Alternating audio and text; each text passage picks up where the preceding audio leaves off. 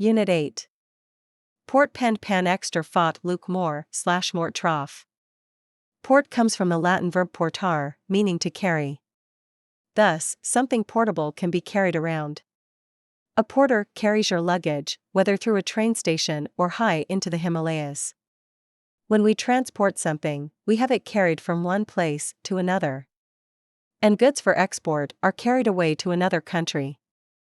Portage, the carrying of boats or goods overland from one body of water to another, also, a regular route for such carrying. The only portage on the whole canoe route would be the one around the great waterfall on our second day. Portage was borrowed from French back in the 15th century to mean carrying, transporting or freight, and it has kept its simple carrying sense to the present day. But its first known use in its carrying of boats sense came in 1698, and the obstacle that the canoes couldn't be steered over was none other than Niagara Falls. Though canoes are much lighter today than they used to be, a long portage that includes a lot of camping gear can still test a camper's strength. Portfolio. 1. A flat case for carrying documents or artworks. 2. The investments owned by a person or organization. In those days, a graphic artist who had recently moved to New York would just schlep his portfolio around to every magazine office in the city. Portfolio is partly based on the Latin folium, meaning leaf, sheet. A portfolio usually represents a portable showcase of your talents. Today, actual portfolios are used less than they used to be by artists, since most commercial artists have a website dedicated to showing off their art. But portfolio in its other common meaning is extremely common. Not so long ago, a broker would keep each of his or her clients' investments in a separate notebook or portfolio. Today, the investment portfolio, like an artist's portfolio, usually takes the form of a web page, even though everyone still uses the same old word. Comport. 1. To be in agreement with. 2. To behave. This new evidence comports with everything we know about what happened that night. With its prefix com, with the Latin word comporter meant to bring together. So it's easy to see how in English we could say that a college's policy comports with state law, or that a visit to your parents doesn't comport with your other weekend plans, or that your aunt and uncle won't listen to anything on TV that doesn't comport with their prejudices. The behave sense of the word comes through French, and its essential meaning is how a person carries him or herself. So you may say, for instance, that your 17-year-old comported himself well, for once, at the wedding reception, or that an ambassador always comports herself with dignity, that is, her comportment is always dignified, or that your class comported itself in a way that was a credit to the school. Deportment, manner of conducting oneself socially. At social events, she would constantly sneak glances at Alexandra, in quiet admiration of her elegant and graceful deportment. We've all seen pictures of girls walking around balancing books on their heads in an effort to achieve the poise of a princess or a film star.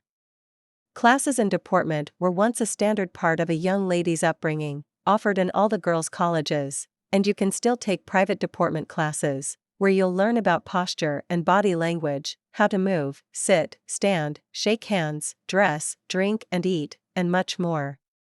But deportment isn't all about refined female grace. In fact, deport is often used as a synonym for comport, but usually in a positive way. Thus, people are often said to deport themselves well, confidently, with dignity, like gentlemen or ladies, and so on. P&D comes from the Latin verb pendere, meaning to hang or to weigh. In the Roman era, weighing something large often required hanging it from a hook on one side of the balance scales.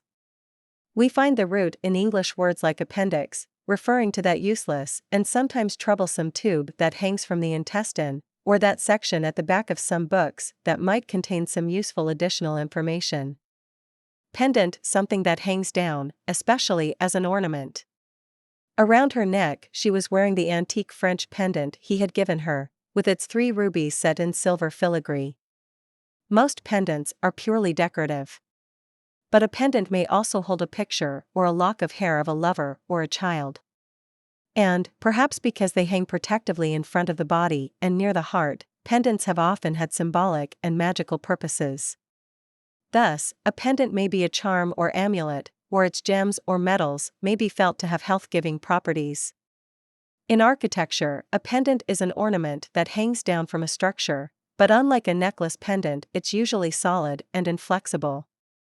Append to add as something extra. She appended to the memo a list of the specific items that the school was most in need of. Append is a somewhat formal word. Lawyers, for example, often speak of appending items to other documents, and lawmakers frequently append small bills to big ones, hoping that everyone will be paying attention only to the main part of the big bill and won't notice. When we append a small separate section to the end of a report or a book, we call it an appendix.